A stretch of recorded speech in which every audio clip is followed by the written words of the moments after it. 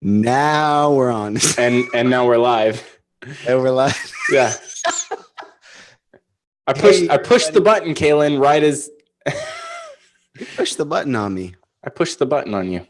That was unbelievable. Well, welcome to Magetalk, the Magetalk Community Podcast. And I'm Kaylin. I'm Philip. Kaylin had the best. How's this? The best. Kaylin has we have the best. We have all of the best words. We do all of the best. We do all of the best titles. Only the best. We have the best titles of all the podcasts. What is the future of Adobe open source? The best.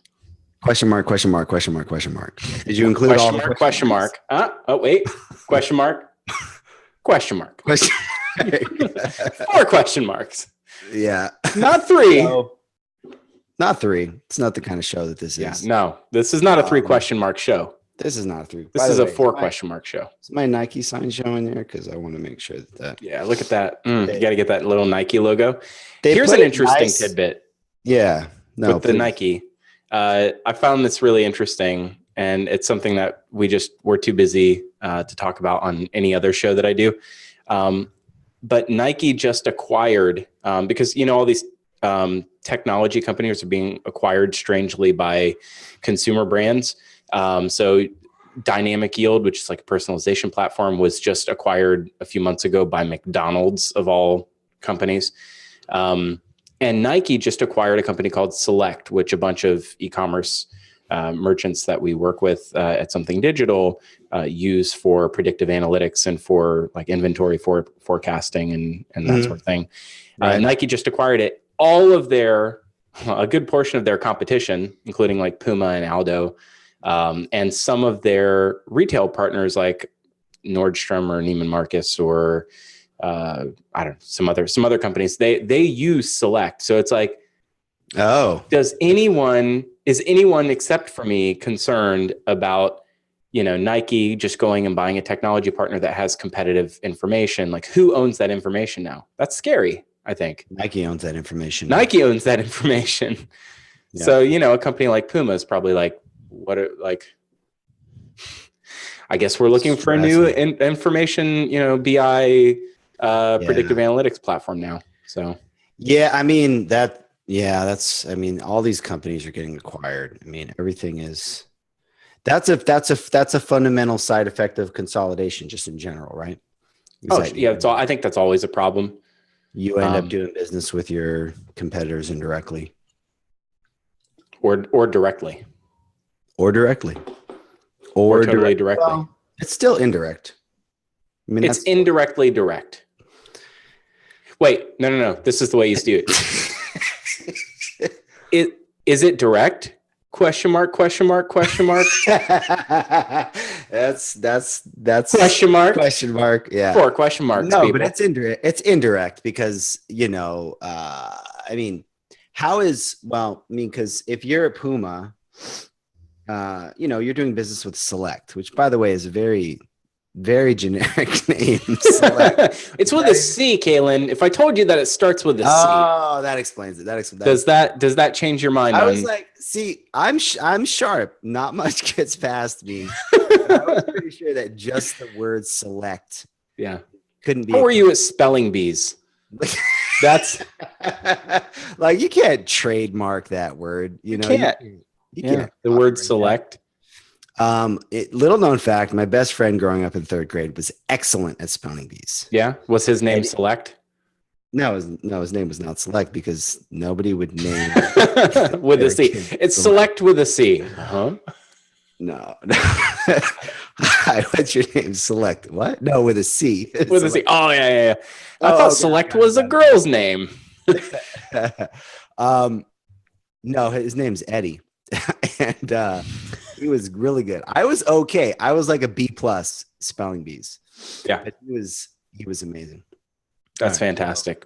This is great content. We've now reached the pre-banter phase. We've completed the pre-banter phase. Yeah, pre-banter is finished. So anyway, I think a lot of companies are going to be abandoning Select, but as many as are abandoning Adobe open source, Question mark, question mark, question mark, question mark. Okay, so today's topic is that we saw some news this week that a couple of high profile individuals, David Manners is One or leaving two. Yep. Magento to work for a bid expert in over in Germany. Have you ever met Stefan from Bid Expert? Really nice guy. I met him in New York. Really, really good dude. And then Matt Acey, the open source evangelist, technology evangelist. The open source evangelist, 4 question marks. Has left to AWS Cloud, right? Is he doing? Yeah, he's at AWS now. DevRel over there or something like that? DevRel, developer relations. Somewhere that starts with an REL. I'm trying to step up my buzzword game to match yours, because you're over here talking about net new e-commerce and all sorts. All sorts. What is net new e-commerce? Does that just mean a new? Are we already at yes, no? It's gonna be a short episode. This is gonna be short. We're blazing through. Yeah, we're blazing through. Let's talk about net new jobs, because both David Manners and David Manners, who has been on the show many times, who was, in my mind, always.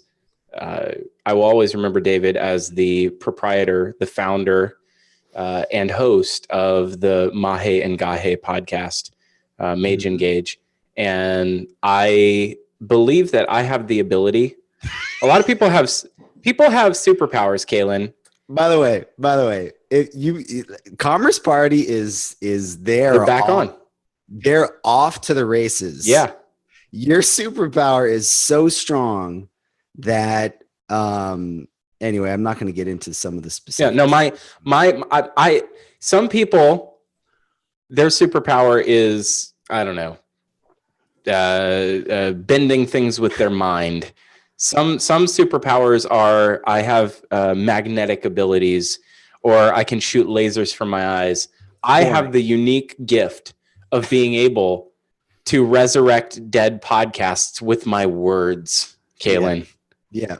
With my words. Passive aggressively. I can speak them back into existence. You know, there is one website which allows you to prominently display a superpower on your public profile. Wow. Commerce. Kalen's superpower is segueing into his own company's ad spot. Okay. So anyway, so we're talking about these couple of departures. And Birdie told me about somebody else that's leaving too. I mean, you're not allowed to talk about the birdie unless you can name either. What kind of role is it? I just talked to her. I can already see you. What role is it? Is it someone? Like, the funniest thing about this is you're asking me the question, and you know I'm not going to answer, but you're like reading my face. You're like, "What role is it?" And you're like, "Biz dev." No. Technical architect. Someone else is. So you're telling me someone else is leaving Adobe, and you already know who it is. I got an inside track on that. You got the inside track. But what the point is, focus. I can't focus. I now need to know who else is leaving before we talk about the why they're leaving. Yeah. Have they been on the show before? That's a face right there. That's the face. This person has definitely been on the show before. All right. Nope, they haven't. All right. You heard it here first, everybody. So anyway, what we want. Okay. So Jason Woosley's going to go work for Bid Expert. I'm just kidding. Don't tweet that.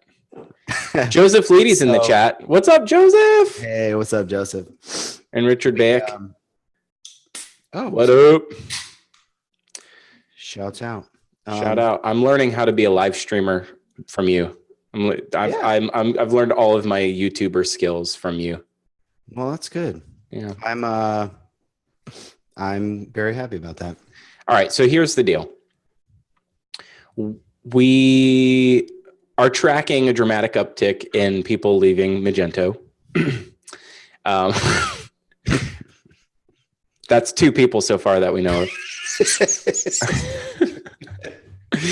No, seriously though. I mean, Matt Acey is a notable figure.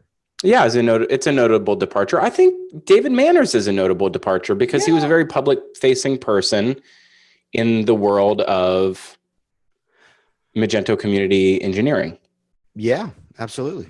So you have someone that's very prominent in community engineering, which is Magento's entire open source, public-facing open source play. I mean, community engineering is Magento open source. Yes. For all intents and purposes. Well, you could probably say that Magento Association is Magento open source too. But community engineering wouldn't exist without open source. Like it does open source at Magento. I was trying to dramatize the content of the episode. Sorry. Do that again and we'll cut that whole part out. Community engineering is Magento open source. One more time, but without laughing. No, I'm just kidding. Okay. And then you have somebody who is very prominent in Magento's. Wait a second. I got to back you up there, sir. The association really is about the events. Come on. That's not true. No, that's what the Magento Association was about. The Meet Magento Association was about events. The Magento Association is to steward and to basically be a steward of all things. Tell me one specific thing that the Magento Association does that at all impacts open source, the product, code, standards, anything at all. Nothing. Boom.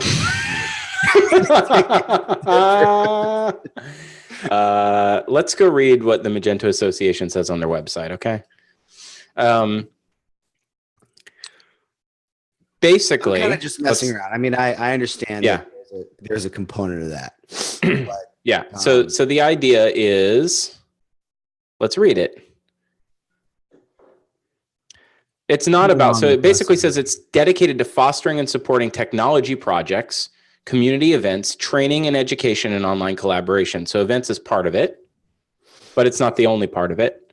Technology projects is the first thing listed. So, in an ingredient list, that seems to be an important part of it. I can see a future, and I don't know anything about anything, but I'm just, I'm divining what the future might look like. The future might be that open source and community engineering are core to the association's efforts, assuming the association is wildly successful in their mission. And it looks a lot more like WordPress, where the WordPress Foundation has control over a stable core, and the large-scale commercial efforts are done by Automatic, which just acquired Tumblr, by the way, which is super interesting. And that is the commercial product. I heard about that. Mm-hmm. Right. Yeah. So the commercial product itself is something that's, done by a for-profit company, but the foundation exists to do other stuff. And Eric Heilman's giving a lot of really good Magento. So Eric, by the way, shout out to Mage Mojo. If you need hosting, go to magemojo.com, and I think /Magetalk still exists, and sign up for Mojo Stratus. By the way, we talk about all our Mojo so much that people I'm meeting are like, "Hey, I love the podcast. How's your work on Stratus going?" I was like, "Oh no, I don't actually work there. I have this." Yeah, sorry. Oh yeah, no, we don't work there, but they do pay us. Magento Associate, sorry, they pay me because Kaylin's apparently salty about something publicly, but we're not allowed to talk about it. That's a whole other thing. All I want is my back share. Your back share. Your back shaved. Kaylin needs his back shaved. All I want is my back pay for Got it. So Eric says the Magento Association is trying to do more. They have no funding from Adobe other than Magento Adobe paying for Smith Buckland, which is the company that's helping, that has a seat. Well, seat An on the board. association creating association. They're an Yeah, it's associations creating associations, like turtles all the way down. But they are very adept at creating foundations and associations that are trade associations.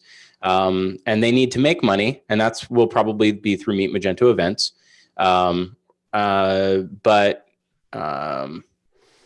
So Eric is saying, what happened with open source Office and Magento community engineering where they combined? And there's a little bit of conjecture here because I don't think anyone really knows. There was no public announcement, unlike the Philly office closing and the Kiev office closing. There's been no public announcement. Just Matt AC one day came up and turned up and said, "It's my day one at AWS," which I think was really surprising to everybody. David Manners came on and said, when you're in DevRel, you need to rel your devs a little bit stronger than that. You know what I'm saying? When DevRel is what you do, we expect a little more rel. Us devs expect a bit more rel. Gotcha. Keep it on the DevRel. Yeah. Okay. The relations part of it, I think, is the important thing, which is everybody is, David's on. David Manners, everybody. Holy cow. Late at night over there. What are these jerk offs saying about me? Yeah, he's probably like, why is everyone talking about me? Why am I getting added? Who's adding me? They slid into my DMs. Why is everybody sliding into my mentions? I really would like to think out loud for a second about what this means, but honestly, it probably doesn't mean very much. Because I had said this in a big Twitter thread, but basically, if one or two people leaving Magento as a company or Adobe as a company has a material impact on the future of Magento and open source, then we were probably doomed from the start, because I would hope that one or two people don't have direct and total control of the open source vision at Adobe. My sense is that wouldn't be the case. In fact, Matt AC had repped a couple places online that showed that Adobe is actively and furiously committing to open source. 300 of 330 projects on GitHub are public and open, and and many of them, dozens of them, have been contributed to in the last 24 hours by internals teams at Adobe. So the story of Adobe's open source commitment is much bigger than Magento. And a few people leaving out of Salt Lake City will not have a material impact. Why do you mention Salt Lake City? Well, Salt Lake City was where Matt AC was. No, I know, but you mentioned it people leaving out of Salt Lake City. Like, who cares about Salt Lake City? Yeah. Yeah, friggin' Salt Lake City, man.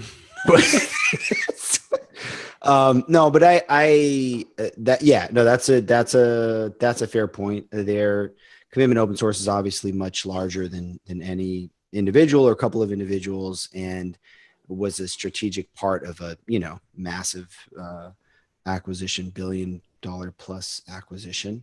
Yep. So what was the acquisition amount? Every once in a while, 1.68 billion. Okay, cool. Every once in a while, I'm like, am I totally off? So that's definitely true. At the same time, by the way, how long was he at Adobe? I want to look that up now. Matt? Yeah. Number of years.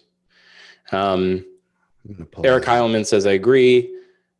One or two people don't make or break open source, but is it a sign of a larger shift? And I think that's the question I was going to ask aloud as well. The larger shift is the question. We can really only speculate. David leaving, let's talk for a second about when people leave companies. I think, Kaylin, you have some insight into this. Like, on the Commerce Hero side, what's the median, employment term for a developer role or a DevRel role? I assume in tech, you have a 2.5 to 3 year window before you're moving on to another opportunity anyway. So maybe the time is just up for these people. Totally. Yeah. I mean, that's very common is that, a few years is a long time in a tech role. So, maybe it's just as simple as that. I mean, I'm pulling up Matt. He was at Adobe 4 years and 9 months. He was initially VP of mobile. He was head of developer ecosystem for 2 years. So there's that magic number is 2 years. Yeah. Generally for developers, technical architects. For somebody that's much more public facing, like Matt, you might expect something longer than 2 years. But again, he was at Adobe in total for almost 5 years. David actually looks like it was 1 year, 11 months, just under that 2 year mark. Couldn't stick in. Maybe he will. Come actually. on, David. Come on, man. Maybe Where's by the your time manners? yeah. Get it? Because that's I, his last name. yeah. No, That I got was that. That yeah. was really good. David But Manners. That's his name. I will say, and by the way, Matt tweeted us back about possibly participating. We weren't able to schedule it for today, but we may get that in soon, hopefully. Yeah. And it was cool that he wanted to, and what he said in the tweet, was that he wanted to, disabuse people of the notion that, him leaving any sort of negative connotation on open source more broadly. But I don't know, I think back to when the acquisition was happening and, Matt was talking so much about how excited he was about, the communities merging and getting involved with Magento and how excited he was. It's like, I'm so excited that I'm going to leave after a few months. And so that just feel that it just, and you do see people leaving, but at the same time, people leave companies. I mean, it happens. It's the only way that I make any money whatsoever, so I shouldn't be complaining about it. Yeah. Kalen's like, I kind of need people to leave their jobs all the time. But I have two things going. I have the podcast where we complain about anything that seems controversial, and I have the other business. Yeah. So, for podcast purposes, we like to complain about people leaving. Yeah, no, I don't think that. I think it would be weird if we didn't talk about it. I don't know how much more there is to talk about. Matt and David aren't the only ones. So the Adobe open source office, it sounded like there was some relocation effort, and that's why it sounds like it's just further, concentrating or consolidating people into geolocations, right? So Magento being in Austin is a differentiator, and they want all of engineering or tech support in Austin, and that makes a lot of sense. And it sounded like moving to San Jose was an option for some of these people. And Matt told me, I don't know if it was on the record, sorry, Matt, but Matt told me it was like, moving to San Jose was probably a possibility, but you have a great opportunity sitting in front of you. It's really hard to weigh up which opportunity to take. And wait, so you're saying that he left because they were going to force him to move to San Jose? I'm not saying that he said that. I'm saying it sounds like the whole team had an opportunity as an open source office to relocate to San Jose. Oh, that's interesting. Yeah. And maybe it makes more sense. Okay, according to Eric, it sounds like there's some sort of maybe there's a reorganization that the open source office is going to keep working, but it's part of Magento's community engineering. Maybe it was being reorganized that people like Matt AC were being put under the leadership of Magento because Magento does a better job at managing and quantifying and rewarding open source efforts or trumpeting their open source efforts. And maybe Magento has the lead there. So maybe it makes more sense to put Magento in community engineering as the lead of the open source efforts at Adobe, in which case that is in San Jose. That would actually signal to me growth and improvement, and not disenfranchisement or dilution. Okay. The thing is, though, is that Matt was working remotely for Adobe before and the whole Magento thing happened. So I can Well, not understand. remote, not necessarily remotely. Salt Lake City is there's a Salt Lake City Adobe office. Oh, okay. Gotcha. Didn't realize that. Yeah. I just automatically assumed that anybody in Salt Lake is not just kidding. I want to make it out to Salt Lake. Actually, it's a really nice place. You should go. Coming up We took a ski vacation out to Deer Valley in back in March or April, somewhere around that time frame. Went into Salt Lake City, spent a day there. It was beautiful. Nice. And then made our way out to the slopes. It was great. Nice. Yeah. So, I mean, maybe that's what it is. Adobe open source is being reorged underneath Magento. That doesn't sound like a salacious, like the headline is salacious. The future of Adobe open source is Magento. That sounds like pretty baller sauce as far as I'm concerned from a Magento perspective. It means that like Magento's the acquisition of Magento strengthens Adobe's stance on open source, and they're doing it so well that they're giving them more territory in the organization to champion those efforts. That's awesome. Fair. Yeah. Yeah. No, that's Tony Trelli says, check out Sundance. Shout out, Tony. I haven't been out to Sundance. I should go out to Sundance sometime.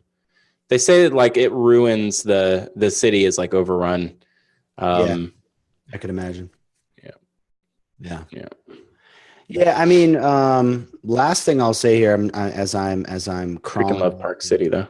a little bit, is that, you know, let's not forget that David is he's not German. He's British turned German. Irish. Yes. Turned German. And not Irish. He's British. He's British, but he used to live. He used to live. David, you are genuinely confusing. In Ireland, but his last gig with Sightwords was 6 years. He was there for 6 years, which is a very German thing to do, right? You stick around with your company for 6 years.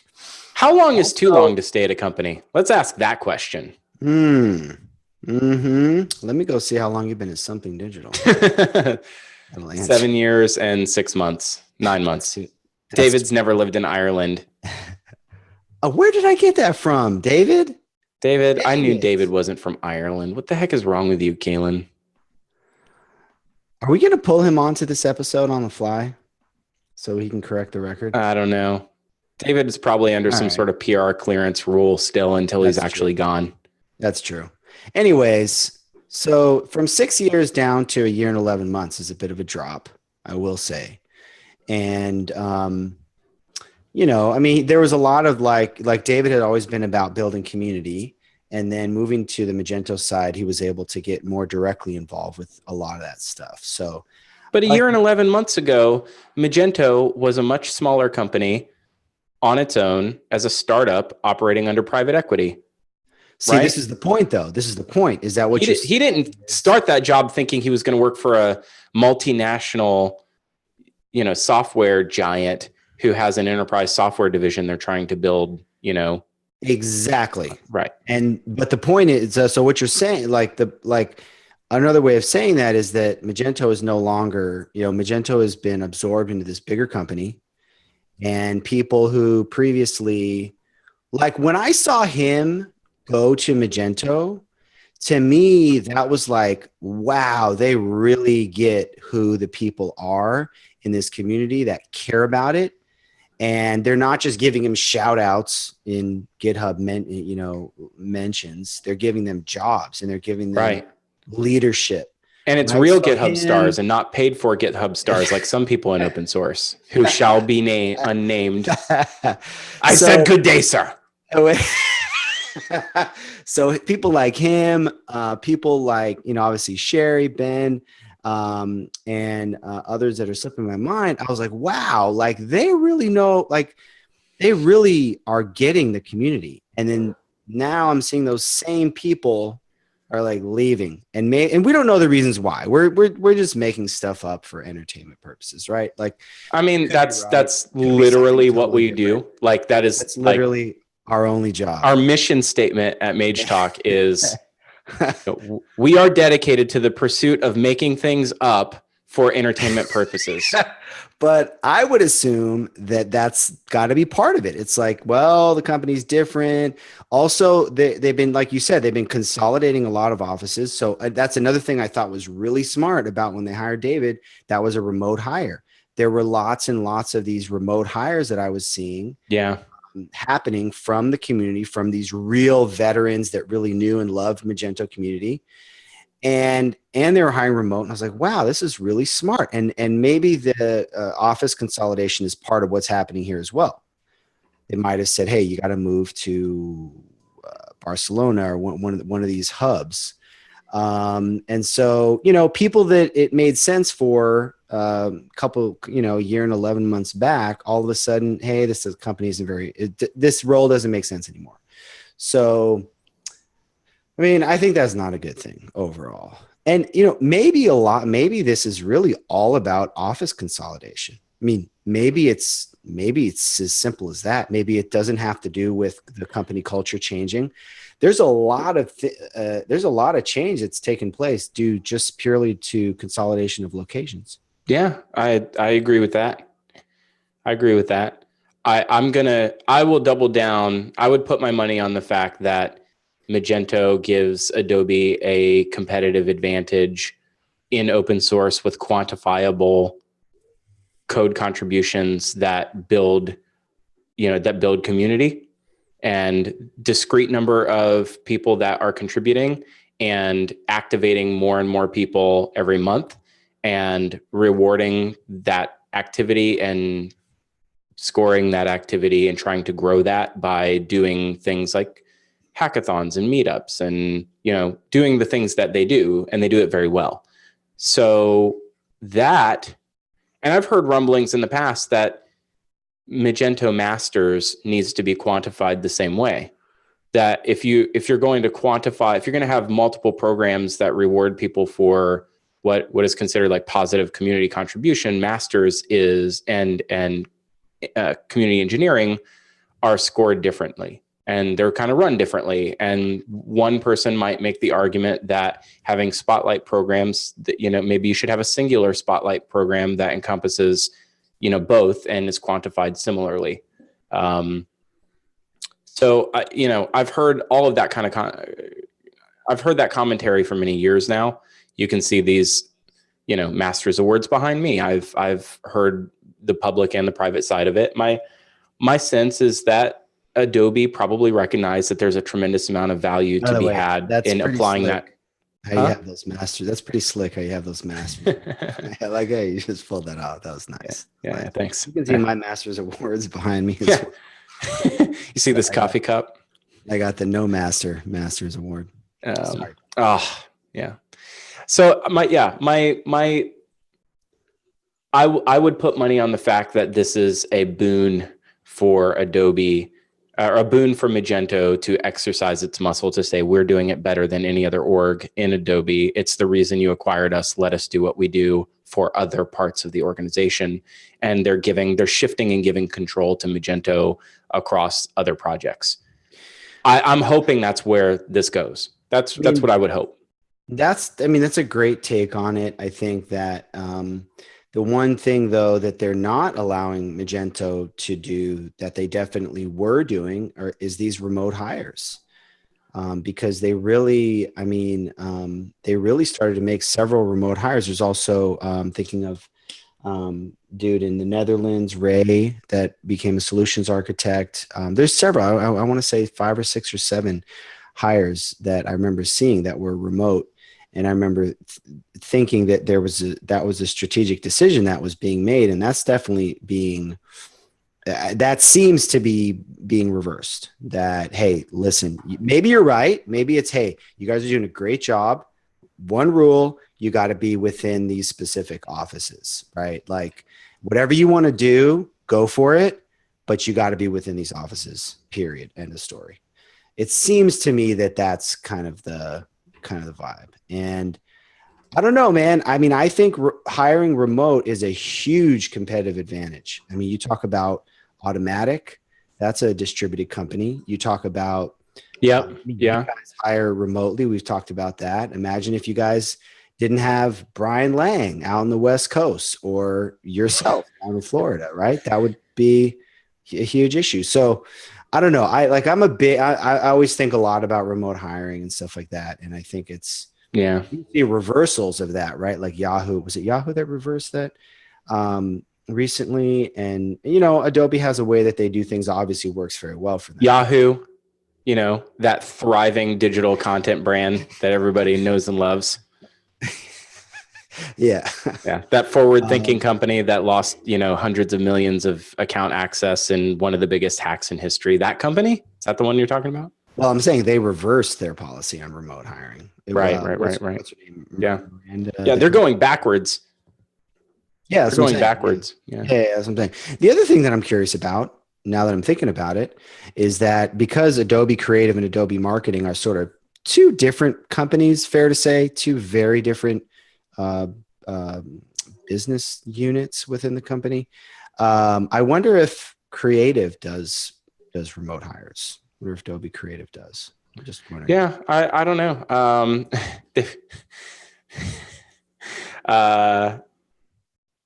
I could not possibly see how one part of the that sounds like it's ripe for creating frustration across business teams and business units, and jealousy in the organization. I will say this: if someone doesn't want to relocate and change their life around a job, then those people were probably more prone to leave anyway. At some point, you're probably just bringing that point closer to now so that you can kind of figure out who would move and relocate or uproot their life to work at that job, which means that they're probably more tied to it, and they will stay a little bit longer. This is a strategy probably for retention to identify people that, and it's probably a useful one. Adobe's not a small company. I would trust that they know what they're doing. It may not be the most modern way to run your business, but coal miners in West Virginia aren't working remotely over Zoom. You know what I mean? People have to work in person sometimes. Damn it, they should be. Yeah. No, that's yeah. No, yeah. David Manor says he was never asked to move. Remote is still an option as far as he knows. And perhaps Adobe has a stronger history with remote. Dang it, David, you just ruined my whole theory. This live chat, man, is not a good idea. This is great. This is the best thing ever. It messes all our stuff up. All right, so forget that whole bit. Forget that whole thing. Unless he's lying to throw us off the track. No, I sense that he's putting us off the scent. All right. Well, all right. Okay. We'll continue to talk about this ad nauseum, I'm sure. This is not the last. Brad Rencher leaving Adobe was probably a bigger story. Mark Lavelle leaving Magento is a bigger story. Yeah. I mean, if you didn't think we could beat a dead horse for 40 minutes, we just showed you that we still got it. We are disemboweling it as we speak. Oh man. You're going to get a letter from PETA. Wait, PETA? Pita. I had a pita, a cheesy pita for lunch. No, not that kind of pita. It was delicious. It's not very healthy, a cheesy also, pita. I love that when you start doing research to figure out who just left Magento, you figure out that you finally realize Ben Presley left Magento. Oh my gosh, man. Over a year ago. Yeah. Which I'm pretty sure I mentioned on the podcast, but you might have been eating a banana at the moment. I think you probably did. Yeah. But that's also an interesting departure. He was with Magento for 6 years. Yeah. And he was in leadership. Yeah. The thing is, there's definitely a non-trivial number of people to where it's acquisition happened. Peace out. See you guys later. You can't deny that. And what the reasons are for that, whether it's that it was just time for them to go, they had accomplished, their goal with that, or whatever, regular churn, who knows? But there's definitely something there. There's definitely a hey, acquisition's over, I'm out of here. Yeah. All right. Tony Trelli in the chat, Tony now works at Something Digital, full disclosure, but he a year and some change ago, came over to Something Digital. Before that, he was at Magento for 2 years as a channel manager. And he said that Ben Presley left before he did. So it's been a long time, Kalen, to be out of touch. All right. Yeah. All right. We're out of touch. Speaking of being out of touch, And by the way, TJ says that he thinks that all hiring and firing and leaving decisions should be cleared by Kalen, which that would be fantastic. I will do that. I'll take care of that for you guys. That's right up my alley. That's right up my alley. You still didn't. So has Commerce Hero been around long enough to have a median sort of time of? I did not answer that question employment? because I do not have that data. Oh, Yeah. if only you had a BI tool to do that. Yeah. Well, what would be smart is if I could pull in the LinkedIn work history. That would be useful for a number of use cases. But Yeah. I don't think I can. LinkedIn APIs are actually a hot nightmare. There's A hot nightmare? You thought I was say a hot mess, but I No. script on you. They're a hot nightmare. They're a scary mess and a hot nightmare. It's to do basic authentication and get an avatar image. It's great. You want literally anything more than that? You want job title? Forget about it. You want location? No. Even if you want, I have people that auth LinkedIn and they will not give me their LinkedIn profile URL. Can't get it. Wow. Can't have it. Hey, since TJ's in the chat, I thought I'd ask him. I'm trying out a different streaming setup, and I just got a Logitech Brio. I'm curious what it looks like, and how the lighting looks on the stream. I know that Zoom squishes it down to 720, which is not ideal. And maybe we'll grow up at some point, but this is the best way that we know how to do this. While TJ answers that question, I hope the longtime listeners can appreciate the difference. Back in the day when I did all this audience participation stuff, you used to hate it. Yeah, because I was really concerned about the purity of an audio podcast. You used to absolutely hate it, and now you're the worst offender.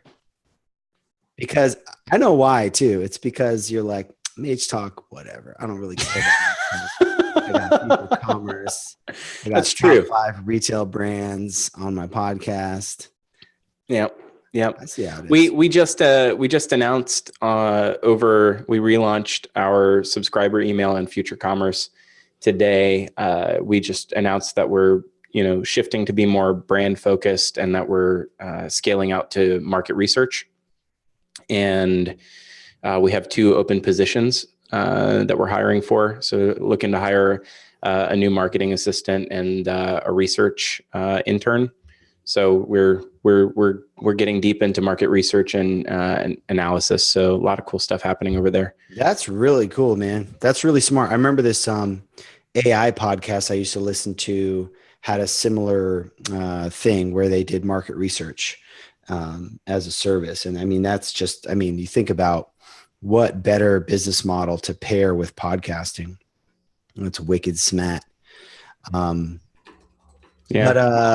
Yeah. Podcasting is audience first, right? So if you think about building an audience, it's you build an audience based on your credibility, you earn their trust, and then you have to find the business model that will back that up. And I think it's really, really, really tough for a lot of podcasters to figure out how you pull those together. That's not purely hinged on personal brand. And personal brand requires one person's attention to be focused on a thing. So whether that's corporate speaking or traveling around, doing on-site consulting, that is a way to build a business, but it's really building a business based on one person's capability or notoriety. And I'm trying very hard to not have that happen. Also, it's a side hustle, and you have to be very careful about making sure that those things all work with equity for everything else you do. I don't want to take away from what we do at Magetalk with Future Commerce, and I certainly don't want to hurt Something Digital in any way. I'm trying to raise up Something Digital and try to elevate all of us, right? Yeah. And gosh, that's really hard. No, I don't think you're hurting anything. I think that all of your efforts are cross pollinating I think and so. benefiting each other. I hope so. That's the aim. Yeah. But so I'm interested because I was talking about market research, and that's something that, like, using data to tell a story is a big part of what I'm trying to do on the Yeah. future commerce side. You're about to do a Commerce Hero salary survey, and I want to hear more about that. Yes. So we talked, actually, I announced that I was going to do this, I think like 6 months ago.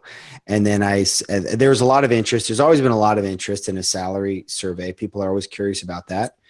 And so finally working on that. So I'm just putting together a little bit of a landing page, and I've got it mostly worked out. So hopefully launch that soon.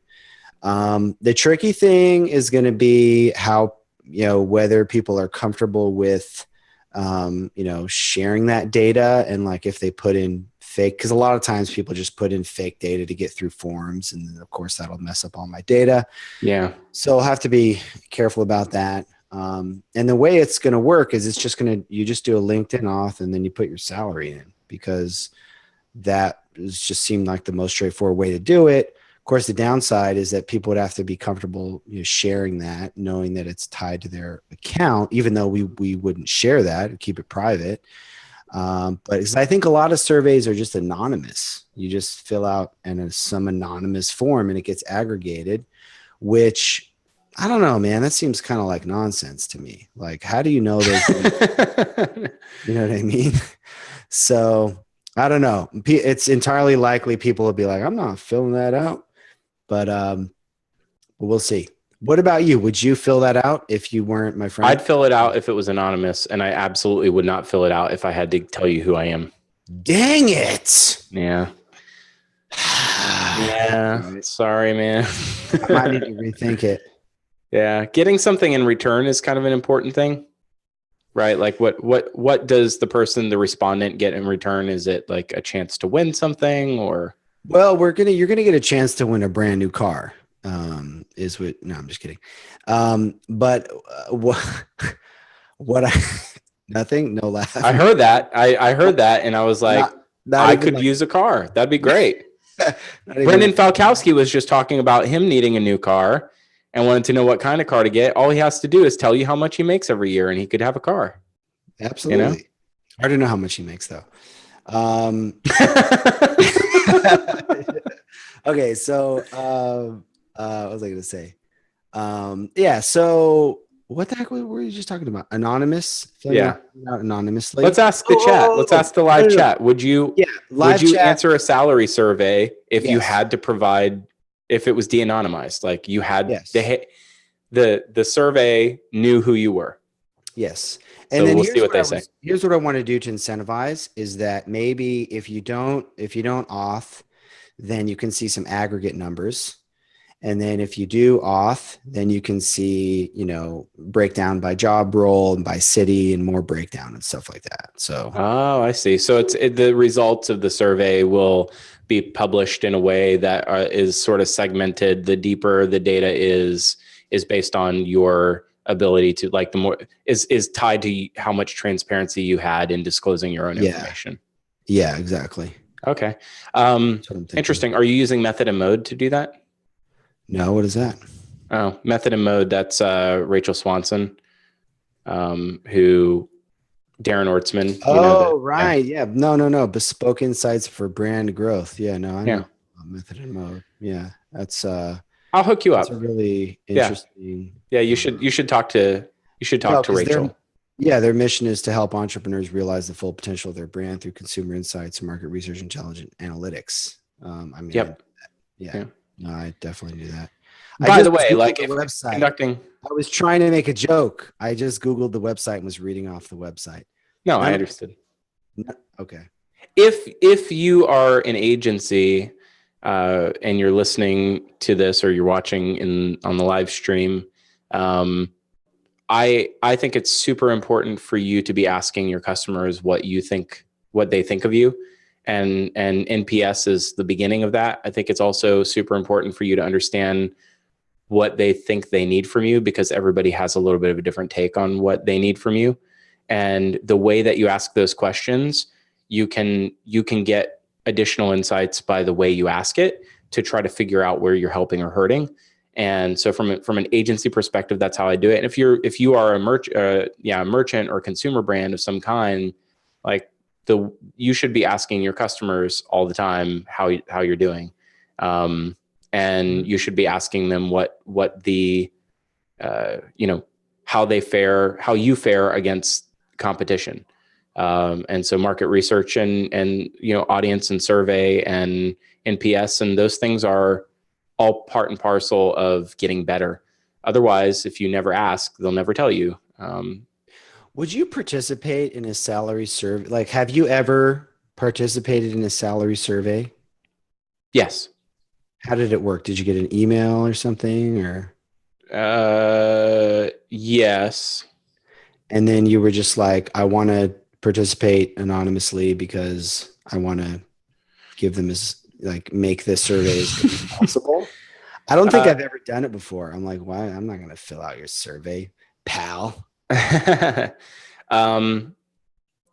think in almost every, I think I've done it 2 or 3 times. And sometimes that comes as part of a bigger thing of at the end of a survey that was about satisfaction, you give demographic information. Mm-hmm. Optionally, you can provide demographic information. But it always comes with some sort of an offer, which is you can have $40,000. You can win. How could you get? You can win something. How could you get an offer if it's anonymous? How would they know you filled out the survey? Oh, because it's the secondary part of that is you can opt in to win something. Like once you finish the survey? Yeah, exactly. The survey's over. We're done. Results can be anonymized, but you can opt in then to win something. Because think about it, you can't opt in to win something if you haven't completed the survey. I don't know. Now that I'm thinking about that out loud, I think that my understanding of how that all worked is completely different. Maybe it was de-anonymized and I got tricked. You've been fooled. It's complicated. All right. Yeah, we'll see. Okay. Let's talk about. Sorry. Let's talk about. So you've been cruising around on Mage2.tv. Shout out VNICOP. I have. You have. I got an account. So we talked last time about how I didn't have an account, but I hooked it up. We're also going to get some coupons, some special Magetalk coupon codes. We're going to have. Unlike Meet Magento New York, Mage2.tv has coupon codes. Actually, you know what? He already told me in the DM he's going to set the coupon code up tonight. So it's not active right now, but by the time this episode lands, the coupon code is Magetalk, and you're going to get 4 weeks free trial on Woo! So yes. Anyway, I'm very happy that we have coupon codes again, because I was beginning to worry that our brand had been diluted so much that nobody wanted to give us a coupon code. No. But yeah, I checked out Mage2.tv real quickly, and I want to get through the GraphQL stuff because I'm just interested in that. But I took a quick look at the very first video in the series, and it's really not. It's really well done. It's short. His voiceover is great. Yeah. It's quick. It's to the point. It's kind of it feels kind of Laracast-esque in the sense of having.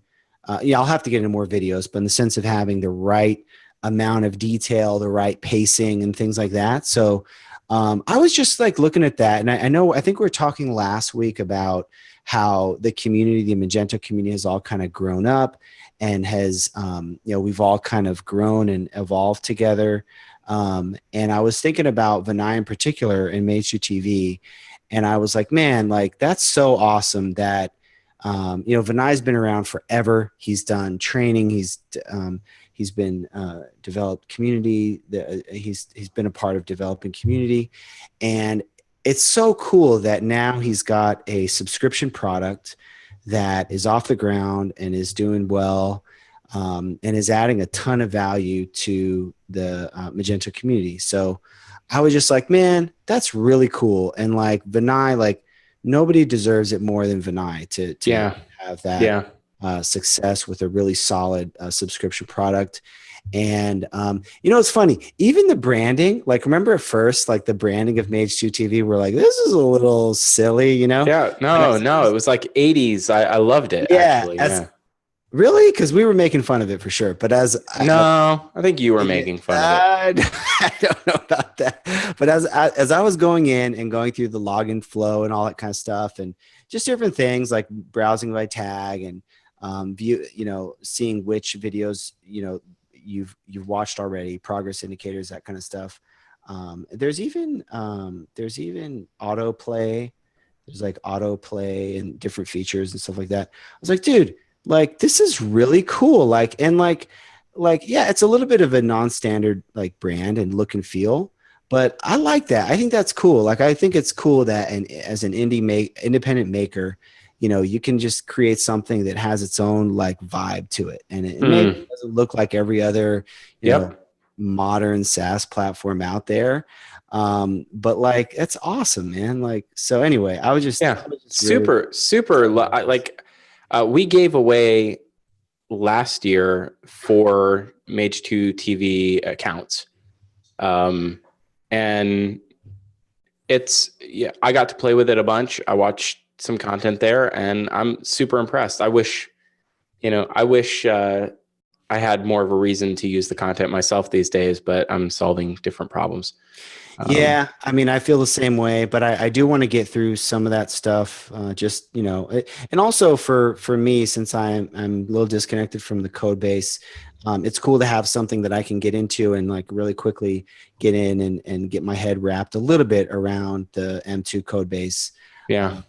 In ways that otherwise I probably just wouldn't have taken the time to do. So, and this isn't an ad or anything like that. No, not at all. No, we just love Vinay. We need to get him back on the show pretty soon. We're about to wrap because I have to run off to do another thing. But Meet Magento New York is coming up. Don't forget it.